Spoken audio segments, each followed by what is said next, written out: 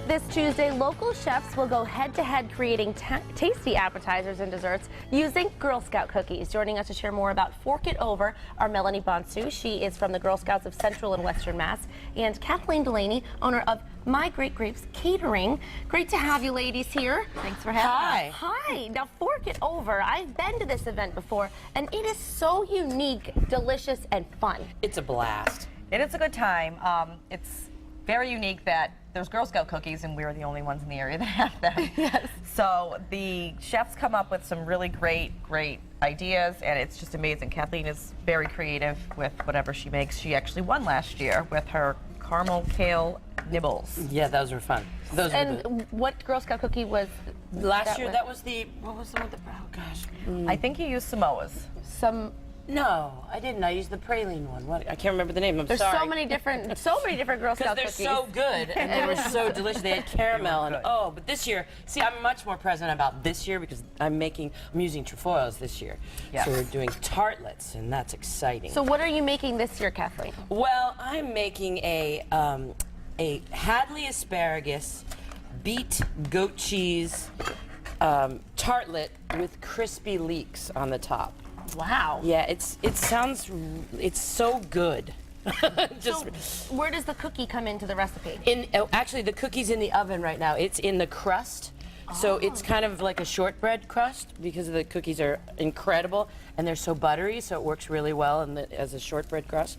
And I love shortbread. So you can use it. I mean, it's amazing how these cookies can be used for savory and sweet. So it's going to be a really fun competition because there's lots out there. Yeah, and it sounds like this is going to be delicious. So you're crisping up those leeks right now. I got to get these started. So what are the requirements? What is it that these chefs have to follow? There aren't really any requirements. The only one piece we look for is that they need to use the Girl Scout cookies as an ingredient. It doesn't have to be the main ingredient. It has to be in the recipe somewhere. Yes. Ah, okay. Now at the event, there's basically stations set up, and people can walk around and try all of these different recipes. Now tell us about how the event goes, Melanie. The event is from 5 to 7, so people come in. Judging by the celebrity judges ends at 4:30, right before the public opens.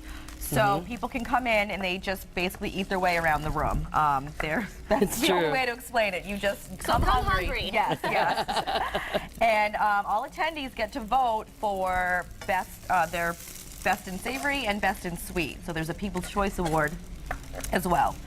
Aha, so everyone tries it, and then of course there's the big winner from the celebrity judges. Yep.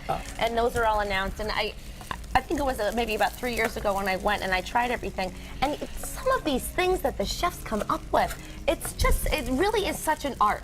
And it's really amazing because you've tried the cookies. You know, we all know and love the cookies, but then to try it in a different way is really, really a cool thing. So it's an event that everyone's welcome to come to, try some great recipes, meet some great people, and support a great organization. Yep. Now tell us quickly, Melanie, just about the organization. We've heard about Girl Scouts, but really, what is it that you're doing now? Obviously, we have the cookie program, which is the largest girl-run business in the country. We also focus right now in STEM. We had a large last year. We had a Geek is Glam STEM Expo at WPI out in Worcester. We're going to do that again this year. Health and personal wellness is obviously a big one, as well as camp. Camp's a favorite. People love it. We're about to kick off camp season. That's what we're doing. And people can visit your website for more information on that. Yes, they can. And great. And Kathleen, we're going to check in with this recipe. We'll be back to check in and to try it, of course. I'm looking forward to it, so stay tuned.